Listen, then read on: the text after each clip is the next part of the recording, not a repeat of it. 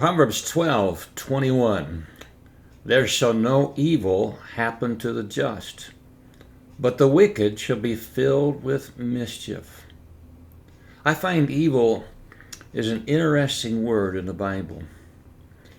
We go back to the book of Genesis and we note that Satan's temptation involved knowing good and evil and then being God's. Chapter 3 verse 5 says, For God doth know in the day ye eat thereof, then your eyes shall be open, ye shall be as gods, knowing good and evil.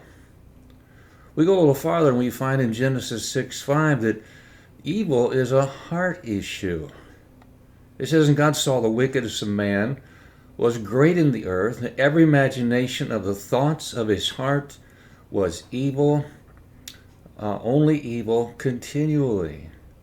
Again in 8:21 it says, The Lord smelled a sweet savor, and the Lord said in his heart, I will not again curse the ground any more for man's sake, for the imagination of man's heart is evil from his youth. Neither will I again smite any more everything living as I have done. We find it immediately after the fall. Their heart condemned them, and they hid from God. It seems that now they knew evil in the sense of judgment. When we go to Isaiah 45 verse 7, we will be condemning God if we don't take evil in this light.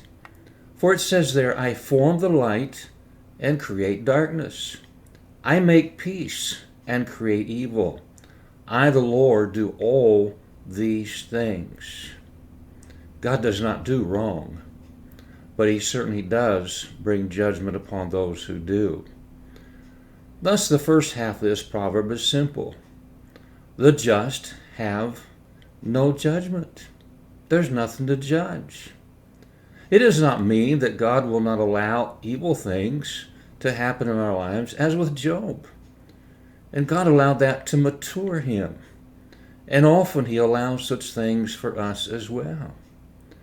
It does not mean that God's judgment of others has no effect on us, for certainly it does. For instance, godly parents that seek to raise their child biblically, they do everything right. They do it the way God says to do so, and yet they can experience deep grief if that child turns from God to the world.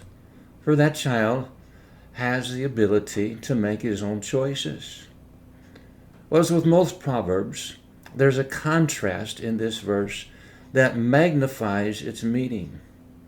Here, the contrast is the wicked are filled with mischief. In other words, for them there is never a reprieve from misery or mischief of their sin. It is always there. So I think the lesson totally is simple. Being just is rewarded, whereas being wicked is under constant judgment. It's the choice we make. There shall no evil happen to the just, but the wicked shall be filled with mischief.